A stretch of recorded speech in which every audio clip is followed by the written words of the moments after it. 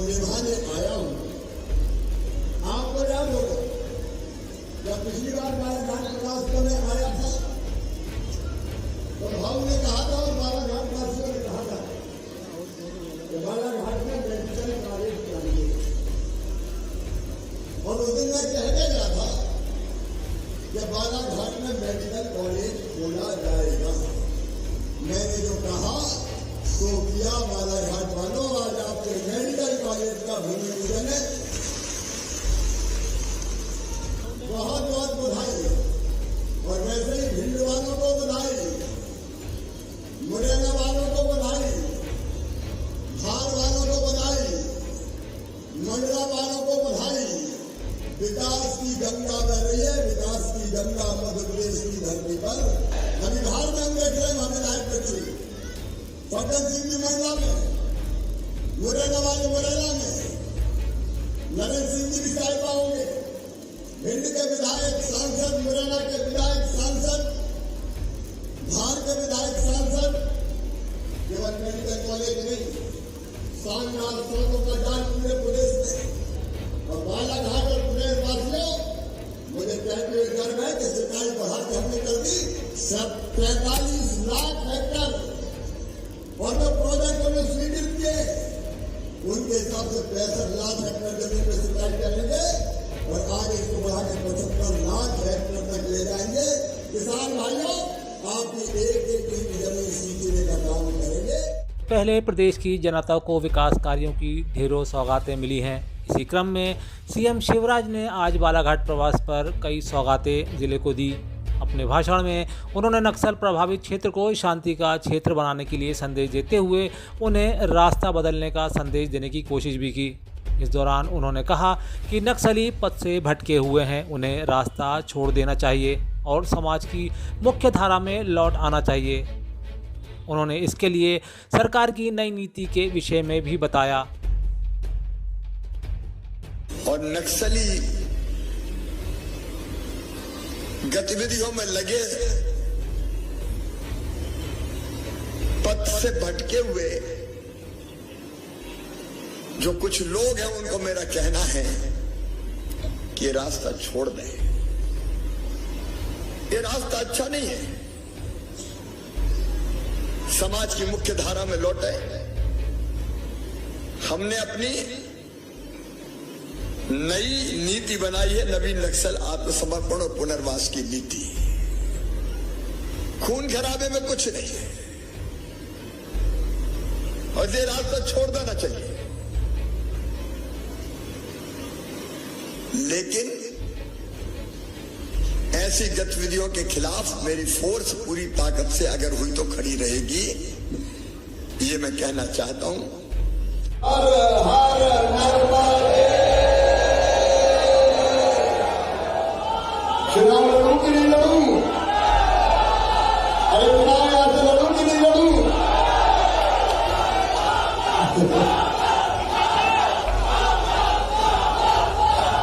मेरे भाइयों,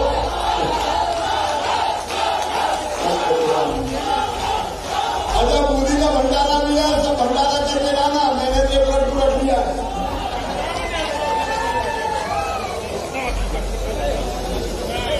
अब आपको तो निकल के उड़ाते हो, उधर इन दिनों शिवराज सिंह चौहान के एक बयान से सियासी भूचाल मचा हुआ है। कहा जा रहा है कि भाजपा जिस चेहरे पर अगला चुनाव लड़ने जा रही है, उसके बदले वो लोगों को भी विचलित और असमंजस से भरते जा रहे हैं। मुख्यमंत्री शिवराज सिंह चौहान ने अपने गृहनगर में लोगों के बीच कई सवाल दागे, जिसमें सबसे अहम था, मैं चुनाव लड़ूं या नहीं। इससे लोग असमंजस में पड़ गए थे, क्योंकि इससे पहले वे सीहोर ज़िले के एक कार्यक्रम में भैया चला जाएगा तो बहुत याद आएगा जैसे वाक्य दोहरा चुके थे। अब इस पर सियासत भी तेज़ हो गई है। कांग्रेस ने इस पर तुरंत अपनी प्रतिक्रिया दी है। कमलनाथ ने ट्वीट करते हुए लिखा कि मध्य प्रदेश के मुख्यमंत्री जी की विडंबना तो देखिए, अब वो मंच से अपने जाने की बात खुद ही करने लगे हैं, खुद ही विदाई भाषण पढ़ रहे हैं। हालांकि उन्होंने बाद में चुनाव लड़ने के सवाल पर कहा था कि इसके लिए जनता की राय बहुत मायने रखती है, क्योंकि वोट वही करती है। इसके साथ ही उन्होंने कहा कि अब जनता ने आशीर्वाद दे दिया है तो चुनाव ज़रूर लड़ूंगा। कांग्रेस के राष्ट्रीय अध्यक्ष मल्लिकार्जुन खड़गे आज छत्तीसगढ़ पहुंचे। खड़गे ने इस दौरान अपने भाषण में भाजपा को जमकर घेरा। उन्होंने प्रधानमंत्री मोदी को झूठों का सरदार बताया। साथ ही उन्होंने कहा कि देश में सरकार दो ही लोग चलाते हैं, एक मोदी और दूसरे शाह। इनके अलावा किसी और को कुछ पता ही नहीं रहता कि क्या होने वाला है। खड़गे ने आगे कहा कि मोदी जब जब छत्तीसगढ़ आते हैं कांग्रेस सरकार को बदनाम करके जाते हैं। दूसरे राज्यों के मुख्यमंत्रियों को धमकी मिलती है कि हमारी बात नहीं सुनोगे तो ईडी और आईटी के छापे पड़ेंगे। उन्होंने यह बात रायगढ़ के आयोजित भरोसे के सम्मेलन में कही। इस देश में जो लोकतंत्र है, उस लोकतंत्र के तहत अगर आपको चलना है तो सबको लेके चलना, लेकिन यहां पर तो सिर्फ दो लोग चलाते हैं सरकार, केंद्र की दो ही लोग चलाते हैं। एक तो मोदी साहब कहते हैं, दूसरा अमित शाह उसको अनुष्ठान में लाते हैं। दो ही लोग, दूसरे किसी को पता नहीं क्या होना है क्या नहीं होना है। और यहां तक कि अच्छा करने के बजाय चीफ मिनिस्टरों को, सरकारों को धमकी देते हैं। मेरी बात सुनो, अगर नहीं सुनेंगे तो मैं आपके पीछे ईडी लगाऊंगा।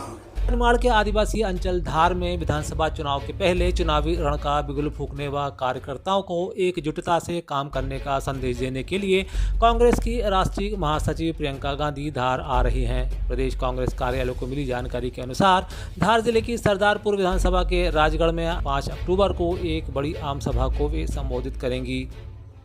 प्रियंका गांधी जी हमारी नेता कल धार की गरीबों, आदिवासियों, मेहनत कशों, किसानों की धरती पर आएंगी और एक नया संदेश, एक नए एजेंडे के साथ।